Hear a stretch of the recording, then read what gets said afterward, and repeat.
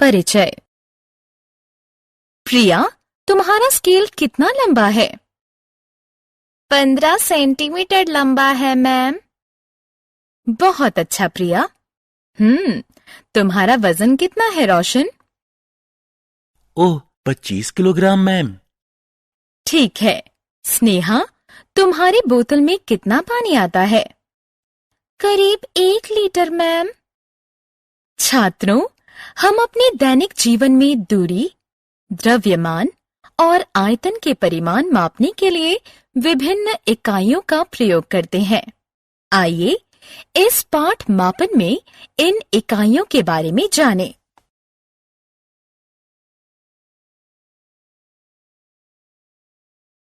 आओ सीखें। दूरी, द्रव्यमान और आयतन के परिमाण मापने के लिए प्रयोग होने वाली विभिन्न इकाइयों को जानना। दूरी, द्रव्यमान और आयतन के मानक इकाइयों को बताना। परिमाण को विभिन्न इकाइयों में वर्णित करना। विभिन्न इकाइयों को जोड़ना, घटाना और गुणा करना। रुपए का पैसे में और पैसे का रुपए में विनिमय करना।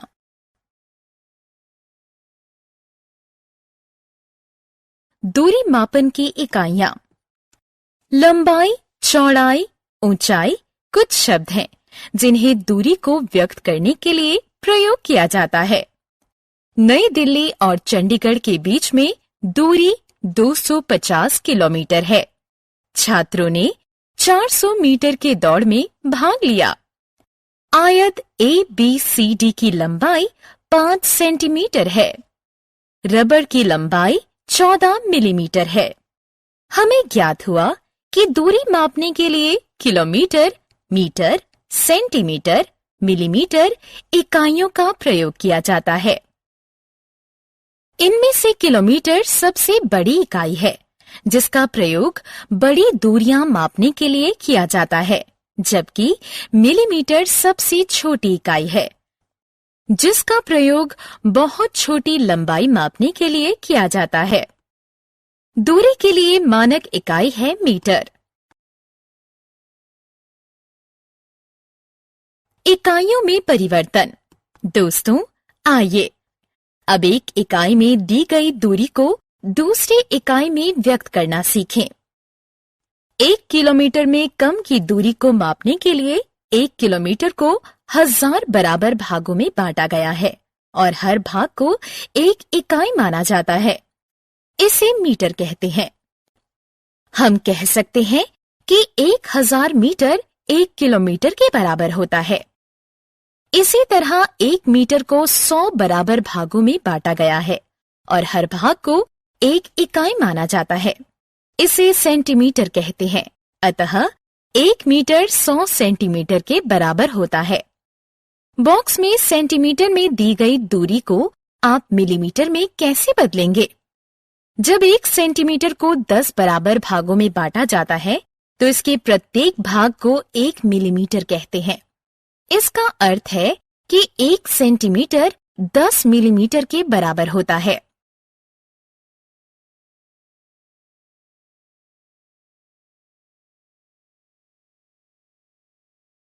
द्रव्यमान मापने की इकाइयां। आप अपनी माँ के साथ सब्जी खरीदने गए होंगे। आपने अपनी माँ को सब्जी वाले से 1 किलो बंद गोभी, 5 किलो आलू, 100 ग्राम हरी मिर्च आदि मांगते जरूर सुना होगा। किलोग्राम और ग्राम वस्तुओं का द्रव्यमान मापने की 2 इकाइयां हैं, जिसमें से किलोग्राम द्रव्यमान की मानक इकाई है। यदि 1 किलोग्राम को 1000 भागों में बांट दिया जाए तो एक भाग को 1 ग्राम कहेंगे। इसका अर्थ है कि 1 किलोग्राम 1000 ग्राम के बराबर होता है।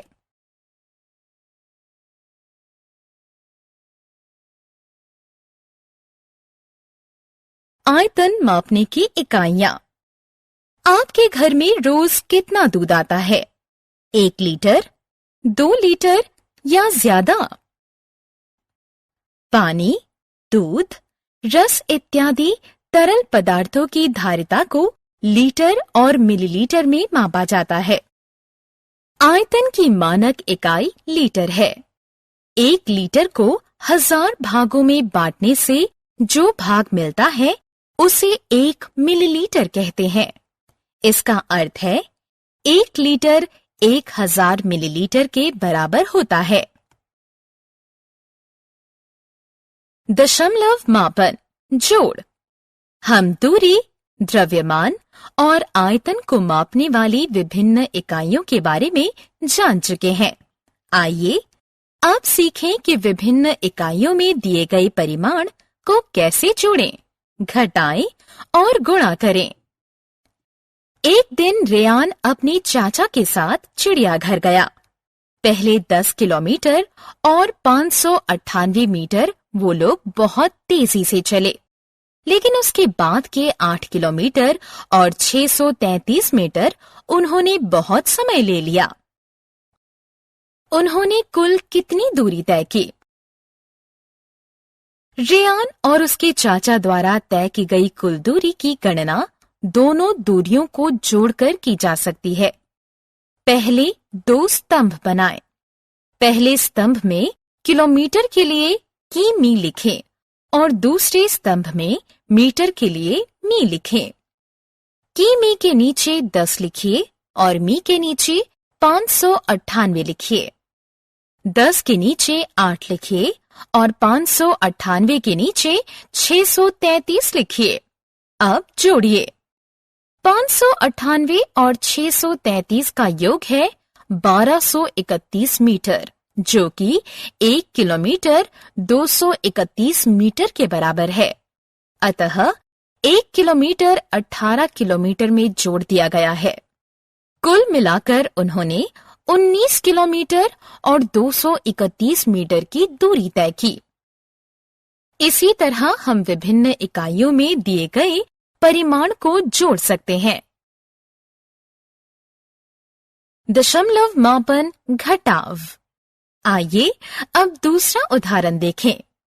एक ट्रक में 538 किलोग्राम और 177 ग्राम अनाज है और दूसरे में 219 किलोग्राम और 538 ग्राम अनाज है। पहले ट्रक में कितना भार ज्यादा है? हम पहले माप से दूसरे माप को घटाकर पहले ट्रक के अतिरिक्त भार जान सकते हैं। उसी विधि का प्रयोग करें जो हमने जोड़ के लिए करी थी। 538 ग्राम को 177 ग्राम से घटाया नहीं जा सकता। अतः 538 ग्राम से 1 किलोग्राम ऋण लिया है। इसे ग्राम में परिवर्तित करके 177 ग्राम से जोड़ दिया तो ये 1177 ग्राम हो गया। 1177 ग्राम से 538 ग्राम घटाने पर 639 ग्राम बचा, जबकि 537 किलोग्राम से 219 किलोग्राम को घटाया तो 318 किलोग्राम बचा। अतः पहले ट्रक में 318 किलोग्राम और 639 ग्राम अतिरिक्त भार है। दशमलव मापन गुणन। गुणन। राज के परिवार में प्रतिदिन 2 लीटर और 500 मिलीलीटर दूध की खपत है। इस परिवार द्वारा 14 दिन में कितनी दूध की खपत कर ली जाएगी? 2 लीटर और 500 मिलीलीटर को 14 से गुणा करने पर हमें 28 लीटर और 7000 मिलीलीटर प्राप्त हुआ। क्योंकि 1000 मिलीलीटर 1 लीटर के बराबर होता है, इसलिए 7000 मिलीलीटर 7 लीटर के बराबर हुआ। इस 7 लीटर को 28 लीटर में जोड़ें। अतः 14 दिनों में राज का परिवार 35 लीटर दूध की खपत करेगा।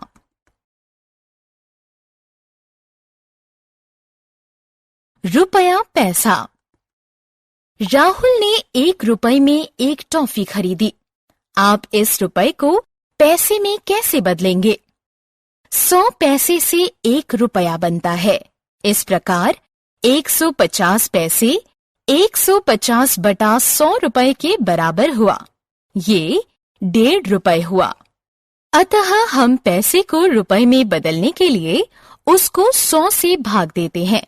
1.75 रुपए को आप पैसे में कैसे बदलेंगे? 1.75 को 100 से गुणा करके हमें 175 प्राप्त होते हैं। हमने क्या चर्चा की? दूरी मापने के लिए किलोमीटर, मीटर, सेंटीमीटर, मिलीमीटर इकाइयों का प्रयोग किया जाता है। इनमें से मीटर दूरी मापने की मानक इकाई है। किलोग्राम और ग्राम वस्तुओं के द्रव्यमान मापने की 2 इकाइयां हैं, जिसमें से किलोग्राम द्रव्यमान मापने की मानक इकाई है। तरल पदार्थों के आयतन को लीटर या मिलीलीटर में मापते हैं। लीटर आयतन की मानक इकाई है।